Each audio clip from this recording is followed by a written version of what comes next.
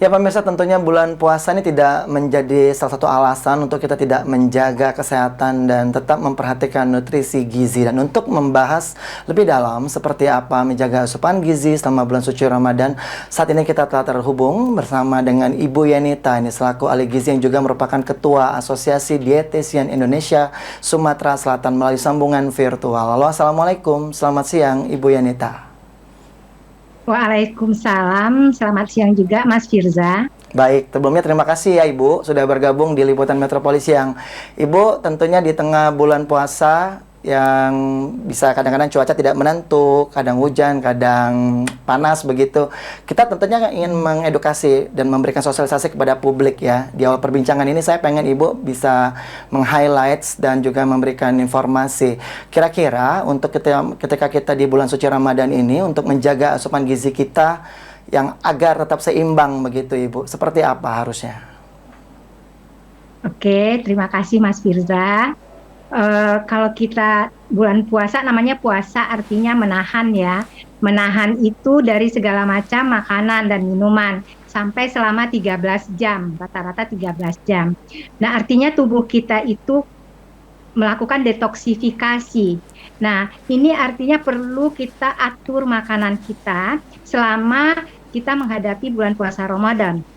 Nah, jangan kita berprinsip bahwa identik bulan puasa itu makannya manis-manis atau minumnya manis-manis. Identiknya tidak seperti itu. Nah, jadi selama bulan puasa kita harus bisa mengatur makanan kita agar asupan gizi seimbang kita terpenuhi. Jadi selama puasa kita lebih segar, lebih bugar ya, jadi tidak lelah, tidak lesu. Nah, di sini kita perhatikan mulai dari makan sahur. Nah, untuk makanan sahur kita harus menghindarkan yang banyak tinggi lemak ya, seperti goreng-gorengan, santen-santenan pada saat makan sahur.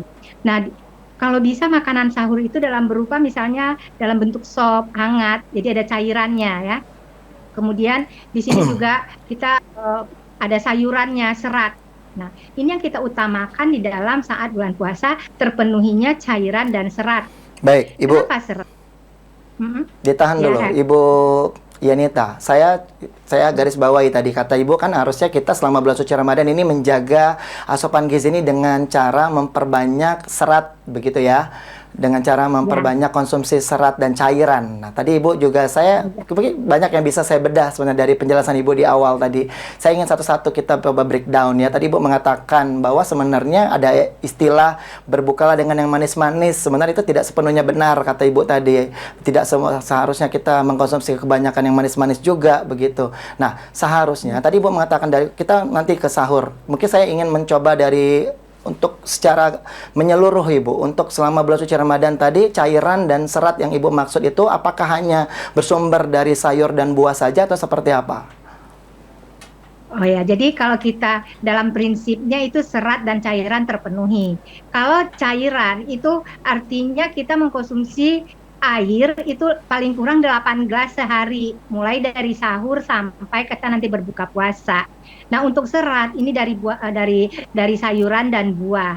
Nah, kenapa kita menekankan seperti ini? Karena pada saat pengosongan lambung itu selama 13 jam, nah dengan serat itu rasa kenyangnya lebih lama. Nah, kemudian untuk cairan, kita menghindarkan jangan sampai terjadi dehidrasi pada saat mulai dari pagi sampai mau berbuka puasa lagi. Maka kecukupan cairan dan serat itu harus dipenuhi. Nah, satu lagi, makanan itu harus rendah lemak. Baik, Ibu. Rendah lemak. Ya, lanjut Ibu Yanita. Nah, rendah lemak, kenapa? Karena apabila kita konsumsi makanan itu tinggi lemak, proses metabolisme di dalam tubuh kita menjadi berat. Nah, kalau itu berat, ini akan berpengaruh kepada lambung. Jadi kita mudah lelah, mudah capek, ya, sehingga metabolismenya jadi juga tinggi, ya. Nah, maka diusahakan makanannya juga rendah lemak. Jadi, 8 gelas Ibu Yanita, 8 gelas sehari begitu untuk pemenuhan cairan. Artinya kan pada saat kita kan tahu bahwa selama dari subuh sampai dengan maghrib begitu kan tidak ada yang masuk ke dalam tubuh selama bulan puasa. Selama kita berpuasa, artinya hanya di setelah berbuka sampai dengan sahur nanti. Artinya itu yang dimaksud Ibu 8 gelas ya Bu ya. Mungkin pemirsa harus paham itu. Nah, kalau Iya, untuk betul. masalah tadi Bu, cairan tadi, apakah memang dianjurkan harus memang banyak air putih saja? Ada kan yang kadang-kadang dia sahur sama itunya harus kopi begitu. Kadang justru air putihnya sedikit malah lebih banyak minum kopi atau minum sirup-sirupan dan lain sebagainya. Seperti apa Bu harusnya? Jadi seharusnya tadi air putih itu yang 8 gelas itu harus ya wajib ya. Jadi dalam kebutuhan cairan kita itu dalam sehari itu lebih kurang 2 liter. Nah, kalau lebih dari 2 liter itu jadi lebih baik karena mungkin proses metabolisme kita jadi lancar. Nah, kalau untuk yang tadi Mas kata, kenapa saya tuh minum kopi, biasanya kopi gitu kan. Sebenarnya kalau pada saat bulan puasa eh, tidak menganjurkan minum kopi, tapi masalahnya kan Hmm, kebiasaan. betul Kenapa betul. kita tidak mengajukan? Nah, karena merangsang asam lambung, peningkatan asam lambung karena ada kafein. Nah, ini yang dikhawatirkan pada saat pagi harinya, pada saat siang hari itu terasa perih di lambung. Jadi kita tidak menganjurkan untuk minum kopi, sebaiknya tidak. Nah, tadi pertanyaannya sirup. Nah, Iya. di dalam bulan puasa, rasa manis yang baik itu berasal dari buah, itu yang baik. Tapi kalau misalnya, oh ya saya rasanya harus minum manis gitu. Nah, itu tetap dibatasi. Jadi misalnya kalau hanya 1 gelas saja yang rasa manis itu udah cukup. Tapi Baik. masalahnya masyarakat kan kalau udah minum manis itu sampai terus minum manis. Baik, baik. Nggak cukup dengan 1 gelas minum Iya, manis. iya, iya. Itu aja. Ibu Yanita, tapi kan contoh saya nih, salah satu orang yang kalau misalnya sahur itu, saya tidak terlalu banyak, saya kadang sampai nggak makan, Bu. Saya lebih minum susu saja misalnya, karena memang tidak nafsu makan saya. Nah, kalau ada juga yang mengatakan demikian, maka dia cuma minum kopi doang begitu sahurnya. Nah, kalau tadi kan Ibu mengatakan, oke lah kalau kopi tadi udah dijelaskan. Untuk tadi saya, misal contoh saya aja, Bu, yang minum susu hanya untuk sahur saja. Bukan berarti saya kelaparan begitu selama puasa. Saya fine-fine aja begitu untuk melakukan puasa sih. Dan sampai dengan berbuka nanti, apakah itu sebenarnya tidak baik, Ibu? Apakah tetap saya harus makan apapun? Tetap harus ada yang masuk begitu di tubuh saya ketika sahur, Ibu? Sebenarnya kebutuhan kita itu sama ya Mas dari puasa dan tidak puasa ya. Nah, sekarang kalau kita berpuasa artinya waktu makan kita itu lebih terbatas. Nah, kalau kita pada saat sahur tidak terpenuhi kecukupan gizinya, memang perasaan kan saya sahurnya cuman bisanya minum susu nggak makan yang lain. Mm-mm. Tapi ada alternatif ya. Susu tuh baik ya, tetapi harus ada temannya juga karbohidrat itu kan penting ya. Ada juga temannya harus ada buah. Nah, kenapa? Apabila kita kekurangan makanan pada saat mulai dari sahur ke buka puasa, maka tubuh kita yang aktivitas yang saat ini itu menggunakan cadangan tubuh kita, cadangan lemaknya.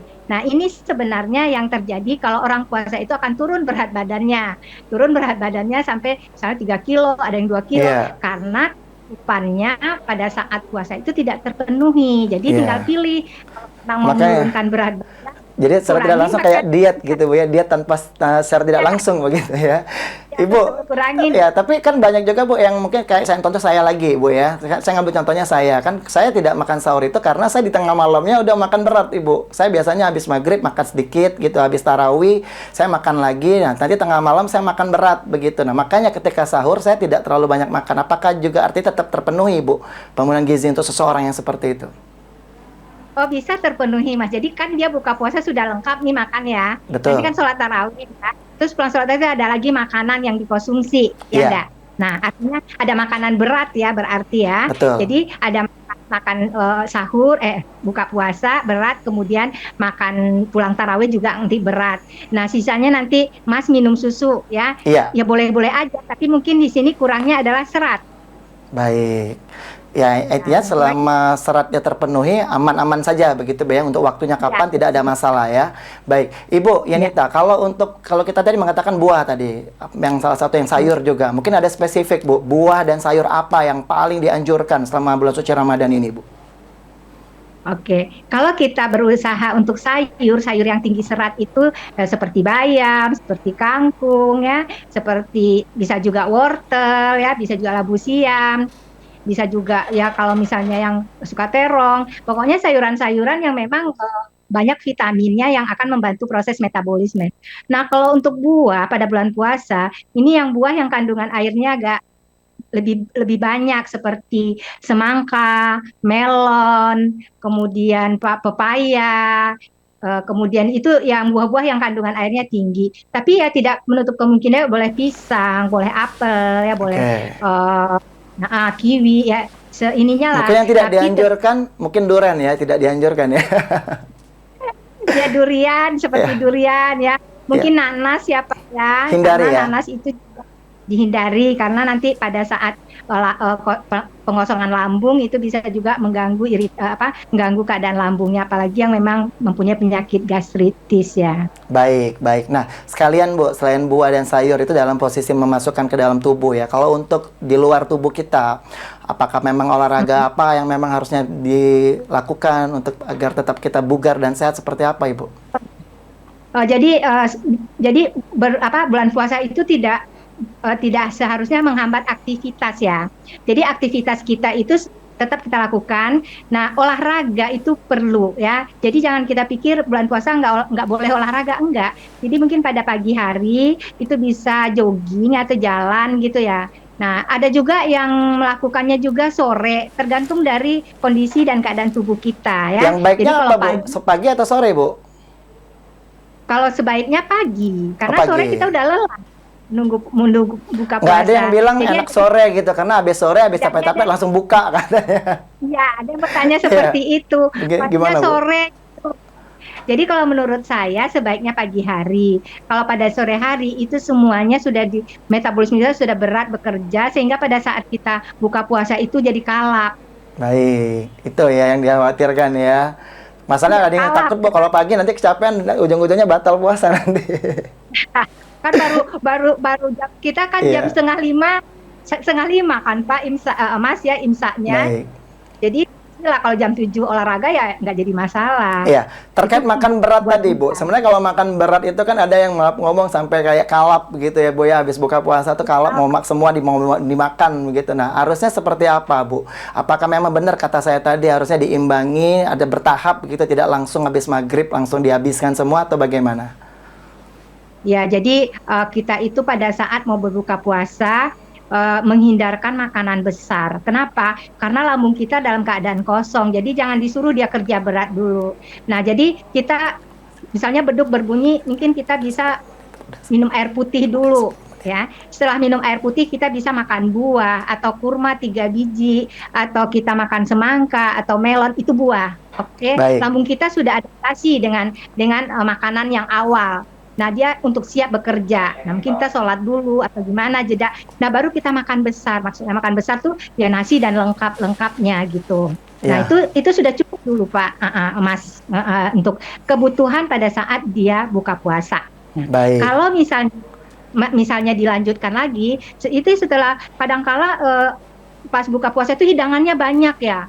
Jadi Iya. ya makan nasi ya nanti empek-empek lagi. Nah, ini sebenarnya akan memberatkan lambung. Jadi kalau kita sudah cukup makanan besar nasi dan lengkap dengan buah, itu sudah cukup. Baik, Kalau mau Ibu nambah Yanita. makanan lagi nanti setelah sholat taraweh Kalau gitu. yang bersantan Nah, nggak ada masalah, Bu, ya? Tidak apa-apa. Jadi apa memang betul, Bu, harus dikurangi yang bersantan? harus dikurangin yang Betul ya? bersantan. Jadi Baik. misalnya santan-santan lemak yang tinggi kan memperberat metabolisme di dalam tubuh kita. Jangan terlalu banyak begitu, boleh, tapi jangan terlalu banyak Iya, begitu jangan ya, Bu, terlalu ya? banyak. Baik. Ibu Nanti Yanita, ada kolak, santan. sayang sekali waktu kita terbatas ini, Ibu. Terakhir saya minta Ibu bisa menutup perbincangan kita, mungkin bisa kasih himbauan kepada pemirsa PAL TV yang menyaksikan tayangan kita hari ini untuk seperti apa, sekali lagi, Bu, untuk memastikan bahwa asupan gizi, nutrisi ini dapat tetap terjaga sama bulan suci Ramadan. Silakan, Ibu. Jadi prinsip gizi pada saat bulan suci Ramadan agar kita tetap sehat dan bugar. Yang pertama, penuhi kebutuhan cairan. Kebutuhan cairan itu berarti dari air minum kita, yaitu 8 gelas per harinya, yaitu mulai dari sahur sampai berbuka puasa atau berbuka puasa sampai sahur. Nah, kemudian haruslah meningkatkan kebutuhan serat. Nah, kebutuhan serat itu kita bisa dapat dari sayur dan buah, ya. Nah, kemudian kurangi konsumsi makanan yang berlemak tinggi karena lemak itu akan menyebabkan metabolisme meningkat, lambung akan ekstra berat bekerjanya. Jadi kita mengkonsumsi makanan itu haruslah seimbang. Seimbangan itu dalam arti kata porsi makanan itu sesuai dengan kebutuhan, baik itu lauknya, baik itu sayurnya, baik itu buahnya. Jadi jangan identik bahwa bulan puasa itu makan yang manis-manis. Yaitu semuanya manis. Jadi ini kita menghindarkan supaya kita tetap sehat pada bulan puasa dan bugar. Jangan sampai Baik. setelah puasa nanti masuk rumah sakit kadar gula darah tinggi karena identiknya puasa makanan manis. Gitu, Baik, Mas. baik Ibu Yanita, menjaga asupan gizi dan nutrisi agar kita tetap sehat sama bulan suci Ramadan. Terima kasih Ibu Yanita selaku ahli gizi yang juga merupakan Ketua Asosiasi Dietitian Indonesia Sumatera Selatan sudah bergabung bersama kami di Liputan Metropolis Siang. Semoga sehat selalu dan selamat menjalankan ibadah puasa, Ibu.